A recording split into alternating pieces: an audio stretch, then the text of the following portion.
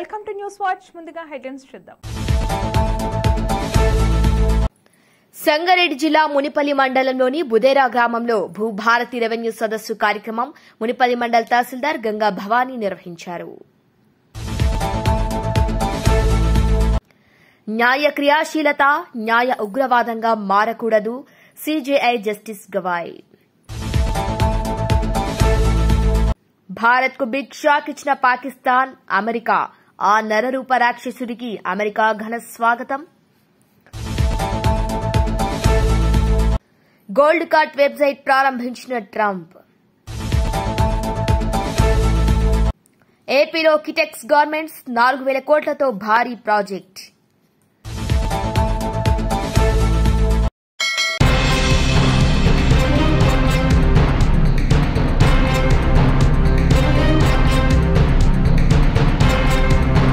ఆంధ్రప్రదేశ్ ప్రభుత్వం quantum mission ను 2 దశల్లో అమలు చేయనుంది.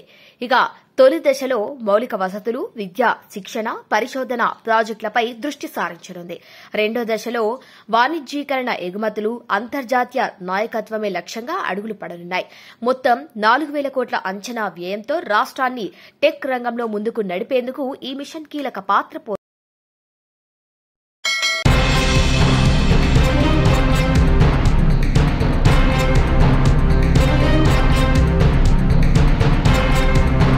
కేరళకు చెందిన ప్రముఖ కిటెక్స్ గార్మెంట్స్ ఆంధ్రప్రదేశ్లో 4,000 కోట్ల భారీ పెట్టుబడికి సిద్దమైంది.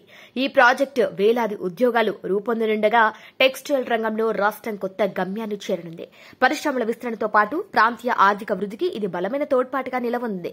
ఇక పరిశ్రమల పెట్టుబడికి ఏపీని హ్యాష్ట్యాగ్ గా మార్చే ఈ నిర్ణయం పరిశ్రమ వర్గాల్లో చర్చనీయాంశమైంది.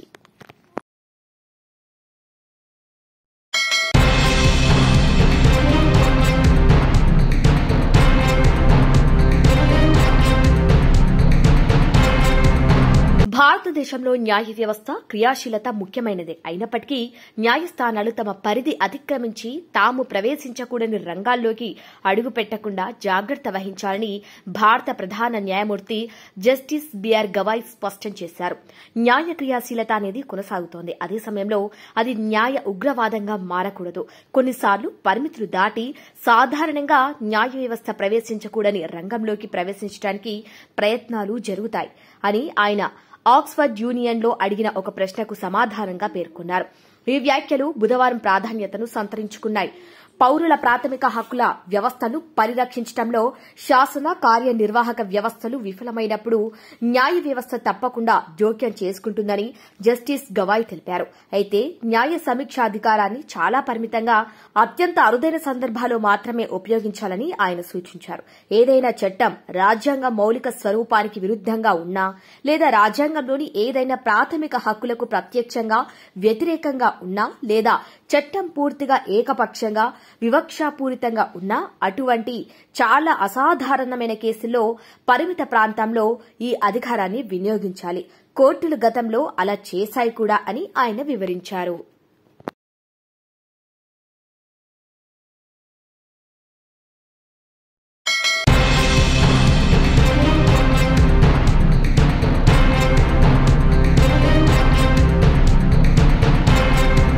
స్థానిక సంస్థల ఎన్నికల తర్వాతే మంత్రివర్గ శాఖల్లో మార్పులు చేయాలని కాంగ్రెస్ అధిష్టానం సంకేతాలిచ్చినట్టు తెలుస్తోంది. పనితీరు సరిగ్గా లేని మంత్రులను పక్కన పెట్టి వారి స్థానంలో కొత్త వారికి కేబినెట్ లో తీసుకోవాలని ఓ నిర్ణయానికి వచ్చినట్లు సమాచారం. కాగా బుధవారం సాయంత్రం హైదరాబాద్ కు చేరుకున్న సీఎం రేవంత్ రెడ్డి కొత్త మంత్రులకు శాఖలను కేటాయించిన సంగతి తెలిసిందే.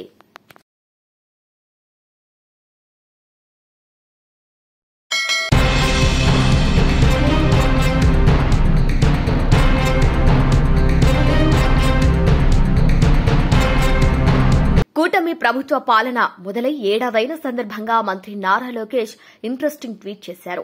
ప్రజలు ప్రజాస్వామ్యం గెలిచి ప్రజాపాలన ప్రారంభమై నేటికి ఏడాది. సుపరిపాలనలో తొలి అడుగు పడింది. విధ్వంసం నుండి వికాసం వైపు ప్రయాణం మొదలైంది. ఇచ్చిన ప్రతి హామీ ఒక పద్దతి ప్రకారం అమలు చేస్తున్నాం. అన్ని పనులు ఏడాదిలోనే పూర్తి చేశామని కాలర్ ఎగరేయటం లేదు. చేయాల్సింది ఎంతో ఉంది అని ఆయన పేర్కొన్నారు.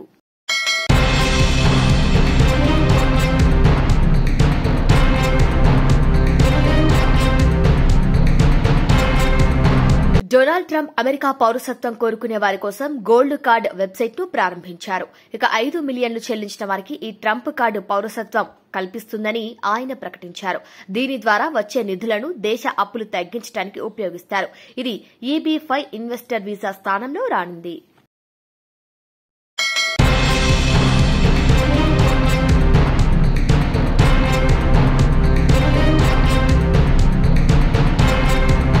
మునిపల్లి మండలంలోని బుదేరా గ్రామంలో భూభారతి రెవెన్యూ సదస్సు కార్యక్రమంలో భాగంగా ప్రజలు పాల్గొన్నారు.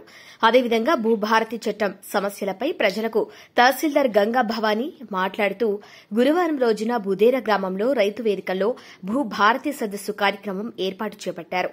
ఇక తహసీల్దార్ మాట్లాడుతూ భూభారతి సమస్యలో ఏదైనా సమస్య ఉంటే పరిష్కారం కోసం అప్లికేషన్ దరఖాస్తు ఫారం మీద భూమి యొక్క రైతు యజమానికి సంబంధించి భూ సమస్య మార్పులు చేర్పులు తప్పొప్పులు ఏదైనా ఉంటే భూభారతి ద్వారా ప్రతి ఒక్క భూమి యజమానుదారులకు భూభారతి సదస్సు కార్యక్రమంలో భాగంగా అందరికీ న్యాయం జరిగేలా ఈ యొక్క భూభారతి చట్ట కార్యక్రమంను నిర్వహించడం జరుగుతుందని మున్సిపల్ తహసీల్దార్ గంగా భవానీ అన్నారు.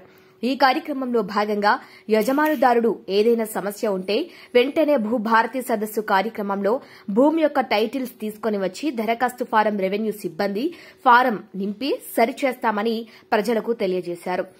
ఈ యొక్క భూభారతి సమస్యలు సతమతం లేకుండా పూర్తి బాధ్యతలు తీసుకుని ఏ ఒక్క రైతు కూడా ఇలాంటి సమస్య ఉండకూడదని ఈ యొక్క భూభారతి చట్ట కార్యక్రమం నిర్వహించడం జరిగిందన్నారు.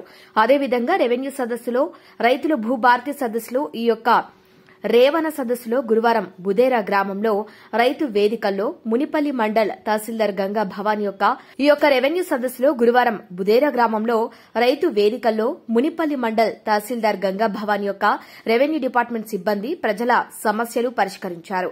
ఈ యొక్క కార్యక్రమంలో రెవెన్యూ డిపార్ట్మెంట్ సిబ్బంది అదేవిధంగా రైతులు గ్రామ రైతులు ఈ సదస్సులో పాల్గొనడం జరిగింది.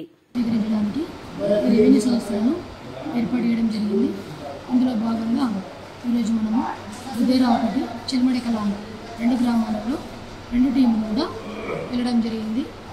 ఈ సదస్సులలో రైతులు భూ సంబంధిత సమస్యలు అన్నిటికీ భూ సంబంధిత సమస్యలు ఏమున్నా కూడా దానికి సంబంధించి దరఖాస్తులు చేసుకోవచ్చు.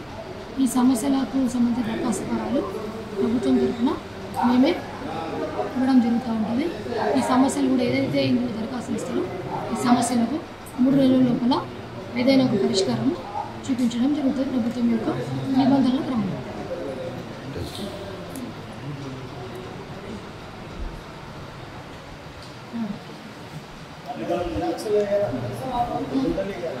బుక్కులు అవి కావాలి కదా కాగితం లేకుండా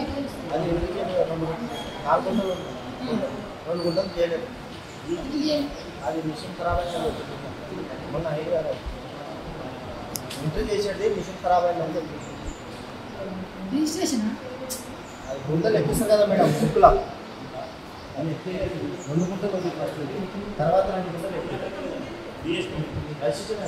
అయిపోయిందా సరే అది ఏ మిషన్ కరెక్ట్ 20 దాకా సరే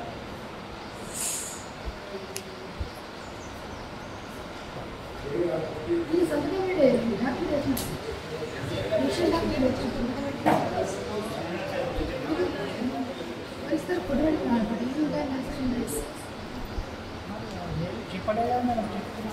మేడం దీంట్లో వచ్చింది నా పేరు నాది రిజిస్ట్రేషన్ సంబంధం భూ సమస్య ఎక్కకపోతే సరే అది రిజిస్ట్రేషన్ ప్రింట్ ఇస్తారు మిషన్ ఖరాబ్ అయింది ఇది వచ్చిందని ఇచ్చిన వెళ్ళేది రాదు అట్లానే అడుగుతున్నా తెలియక అడుగుతున్నా.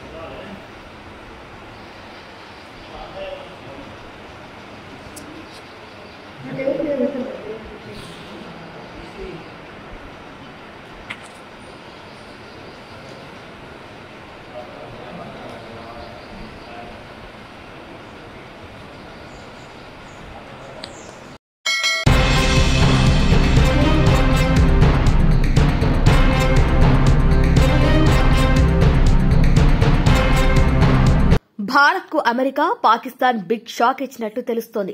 పాకిస్తాన్ ఆర్మీ చీఫ్ అసీం మునీర్ ను అమెరికా 250వ ఆర్మీ పరేడ్ కు ఆహ్వానించినట్లు సమాచారం అందుతోంది. ఇక జూన్ 14న జరగనున్న ఈ ఆర్మీ పరేడ్ లో అసీం మునీర్ పాల్గొననున్నట్టు తెలుస్తోంది. దీనిపై అమెరికా నుంచి అధికారిక ప్రకటన ఇంకా రావాల్సి ఉంది. ఇక ఏప్రిల్ 22న జమ్మూ కాశ్మీర్లో జరిగిన పహల్గాం ఉగ్రదాడిలో 26 మంది ప్రాణాలు కోల్పోయిన విషయం తెలిసిందే. అయితే ఈ ఘటనకు ప్రతీకారంగా ఉగ్రవాదాన్ని పెంచి పోషిస్తున్న పాకిస్తాన్పై ఆపరేషన్ సింధూర్ చేపట్టింది భారత ప్రభుత్వం. పాకిస్తాన్ పాక్ ఆక్రమిత కశ్మీర్లోని 9 కీలక ఉగ్ర స్థావరాలపై దాడులు చేసి వాటిని పూర్తిగా ధ్వంసం చేసింది. ఈ దాడిలో దాదాపు 200 మందికి పైగానే ఉగ్రవాదులు హతమైనట్టు కేంద్ర రక్షణ శాఖ పేర్కొంది. అయితే మే 8 అర్ధరాత్రి నుంచి 11 వరకు సాగిన ఆపరేషన్ సింధూర్ ఎట్టకేలకు ఇరు దేశాల మధ్య కాల్పుల విరమణ అవగాహన ద్వారా నిలిచిపోయింది. పాక్ ఏమైనా తోకజాడిస్తే మరోసారి దాడులు చేస్తామని భారత్ హెచ్చరించింది. ఈ క్రమంలో భారత్ పాకిస్తాన్ల మధ్య సంధి తానే కుదిర్చానని, అణు యుద్దాన్ని ఆపేశానని అమెరికా అధ్యకుడు డొనాల్డ్ ట్రంప్ చెప్పుకుంటూ తిరిగారు. ఆయన ఏ దేశంలో పర్యటించినా లేదా ఏ దేశాధిపతులు అమెరికా గడప తొక్కినా ఇదే విషయం ప్రస్తావిస్తూ వచ్చారు.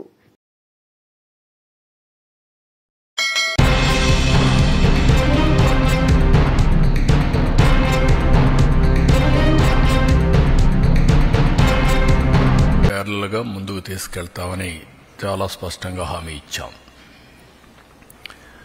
అదే సమయంలో సంపద సృష్టిస్తాం, ఆదాయాన్ని పెంచుతాం,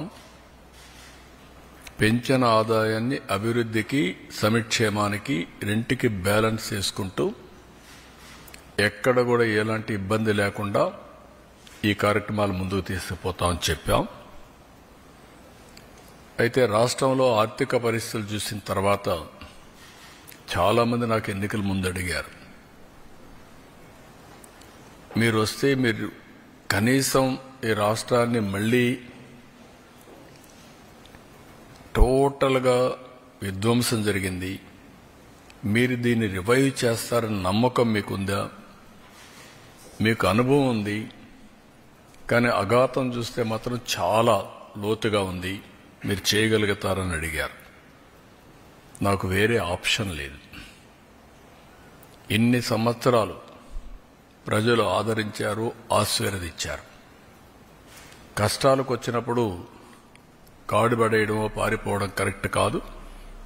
ఎంత కష్టమైనా చేస్తామనే విధంగా ఆ రోజు చెప్పాను, ఆ డైరెక్షన్లో ముందుకు పోయాను. మేము ఆ రోజు సూపర్ 6 చెప్పాం. ఎన్నికల మేనిఫెస్టో చాలా విషయాలున్నాయి, సూపర్ 6 మేజర్గా హైలైట్ చేశాం. ఆ సూపర్ 6లో అతి కీలకం తల్లికి వందనం. ఆ తల్లికి వందనం ఆ రోజు మేము చెప్పింది చాలా స్పష్టంగా, ఒక ఇంట్లో 2 పిల్లలుంటే ఒకరికే డబ్బులిచ్చి ఒకరికి ఇవ్వకుండా చేస్తే, ఒకరినే ఆ తల్లి చదివిస్తే లేకుంటే అన్ని విషయాలు చూసుకుంటే అది మంచిది కాదు. ఎంతమంది పిల్లలుంటే అంతమంది పిల్లలకి తల్లికి వందనం వర్తింపజేస్తామని చాలా స్పష్టంగా చెప్పాం. ఈరోజు మీరు చూస్తే 67 లక్షల మందికి దగ్గర 10,091 కోట్ల రూపాయలు టోటల్గా ఖర్చు అవుతుంది. ఇందులో 1,346 కోట్ల రూపాయలు స్కూల్ డెవలప్మెంట్కి వెళ్తుంది. ఇందులో ఏమీ మార్పులు లేవు. ముందు ఏదైతే ఇచ్చారో అమ్మఒడి అదే గైడ్ లైన్స్ పెట్టి, దానికంటే ఇంప్రూవ్డ్ ఏంటంటే ఎంతమంది పిల్లలుంటే అంతమంది పిల్లలకి ఆ తల్లుల అకౌంట్లో ఆ డబ్బులు వేసే కార్యక్రమానికి శ్రీకారం చుట్టాం. అప్పటికి ఇప్పటికి డిఫరెన్స్ మీరు ఒకసారి చూస్తే, వాళ్ళు 42,61,965 మందికి అమ్మఒడిచ్చారు. ఈ ప్రభుత్వం 67,27,164 మందికి తల్లికి వందనం ఇస్తున్నాం. తేడా 24,65,199. ఆ రోజు వాళ్ళు ఖర్చు పెట్టింది, తల్లులకు అకౌంట్లో వేసింది 5,540 కోట్లు. ఈరోజు మేము అకౌంట్లో వేసేది 8,745 కోట్లు. వ్యత్యాసం 3,205 కోట్లు ఒక్క తల్లికి వందనంలో మాత్రం. అందులో ఈరోజు 1,346 కోట్ల రూపాయలు డెవలప్మెంట్కి వెళ్తుంది. టోటల్గా ఖర్చు పెట్టేది 10,091 కోట్ల రూపాయలు తల్లికి వందనం కింద డెవలప్మెంట్ తల్లుల అకౌంట్కి వెళ్లే పరిస్థితి వస్తుంది.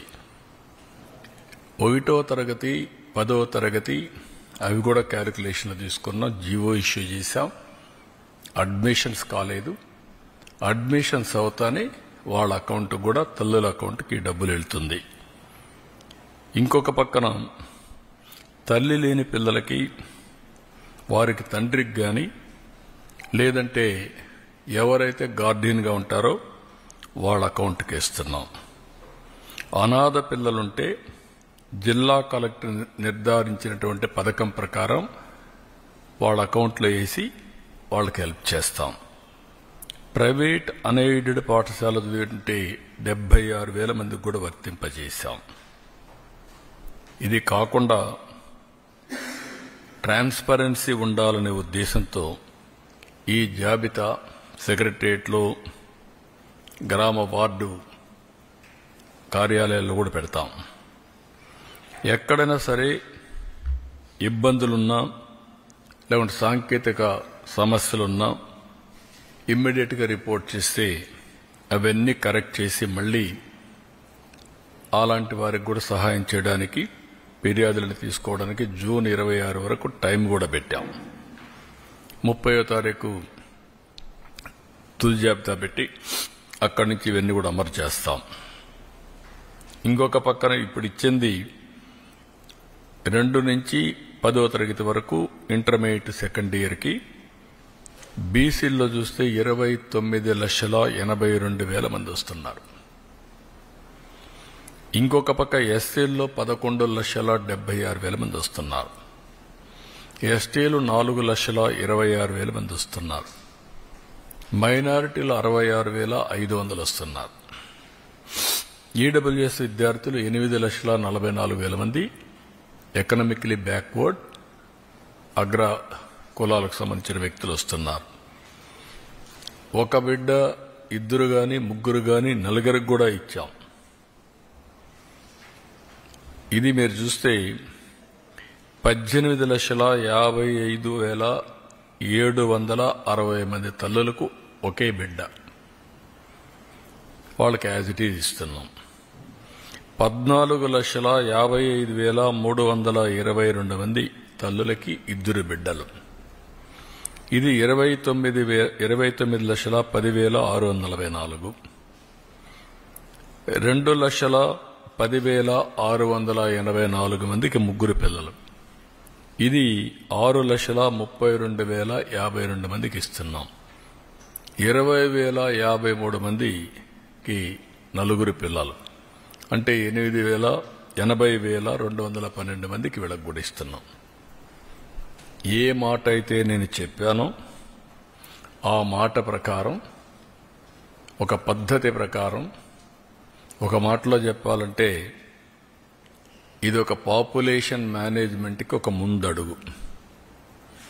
నిన్నే జపాన్లో చూశాం 9 మిలియన్ హౌసెస్ ఆర్ వేకెంట్.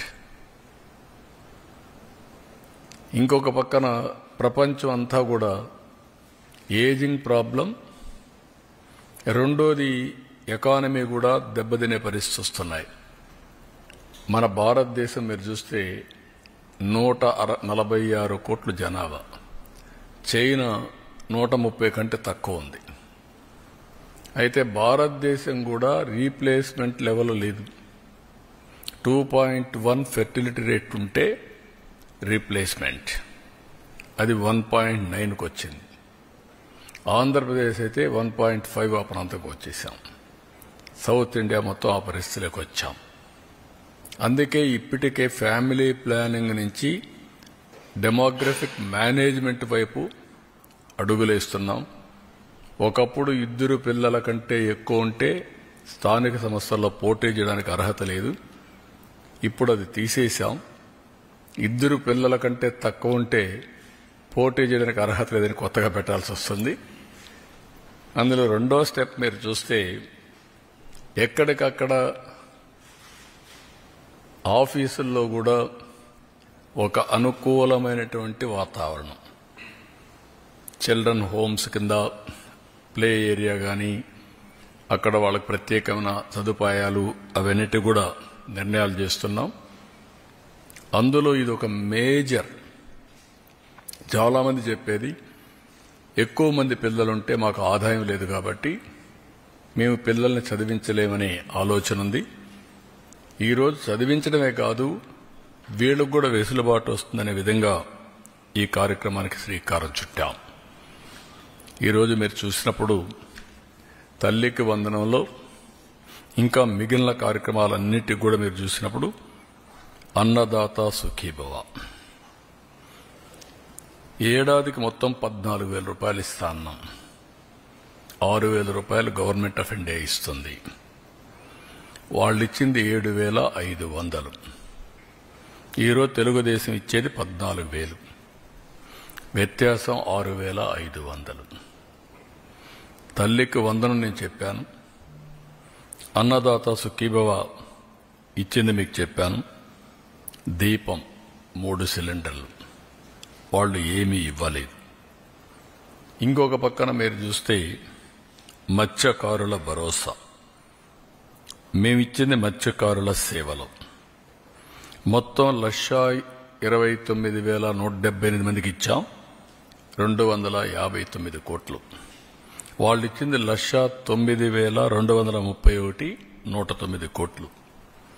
వ్యత్యాసం 150 కోట్లు అదనం. 19,947 మంది అదనంగా ఇస్తున్నాం. ఇది కాకుండా ఈరోజు ఎన్టీఆర్ భరోసా, ఇది చూస్తే వాళ్ళు ఇచ్చింది మొత్తం 21,630 కోట్లు సంవత్సరానికి. మేము ఇప్పటికి ఇచ్చింది 34,000 కోట్లు ఒక్క సంవత్సరంలో. వ్యత్యాసం 12,370 కోట్లు. అంటే బటన్ నొక్కుతున్నా సమీక్షం ఇవ్వడాలని మాట్లాడే పెద్దలకి ఇవన్నీ అర్థం కావాలి. ఆ రోజు చేసిన పని రాష్ట్ర ఆర్థిక పరిస్థితిని చిన్నాభిన్నం చేశారు, విధ్వంసం చేశారు. అభివృద్ధి అనేది ఎక్కడ కనపడే పరిస్థితి లేదు. కడాన ఏ పరిస్థితికి వచ్చామంటే విశ్వసనీయత పోయిన తర్వాత ప్రొహిబిషన్ గురించి మాట్లాడిన పెద్దలు ఎక్సైజ్ తాకట్టు పెట్టి, మద్యం ఆదాయాన్ని తాకట్టు పెట్టి 25 ఏళ్లకు డబ్బులు తీసుకొచ్చే పరిస్థితికి వచ్చారు. ఇంకొక పక్క ఎంఆర్ఓ ఆఫీసుల్ని, హాస్పిటల్స్ని ఇవి తాకట్టు పెట్టి అప్పులు చేసే పరిస్థితికి వచ్చారు. నెలవారీగా జీతాలు ఇవ్వాల, పెన్షన్లు ఇవ్వాల, రిటైర్డ్ పీపుల్కి ఎవరికి జీతాలు రాని పరిస్థితి, ఎప్పుడు వస్తుందో ఎప్పుడు రాదో టెన్షన్లో బతికిన పరిస్థితి.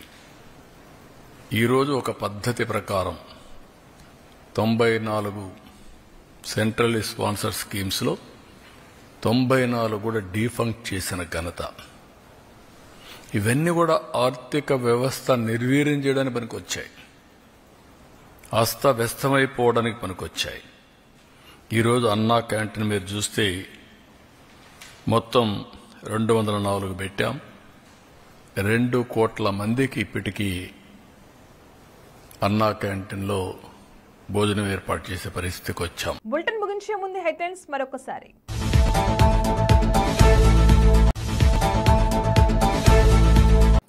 సంగారెడ్డి జిల్లా మునిపల్లి మండలంలోని బుదేరా గ్రామంలో భూభారతి రెవెన్యూ సదస్సు కార్యక్రమం మునిపల్లి మండల తహసీల్దార్ గంగా భవానీ నిర్వహించారు.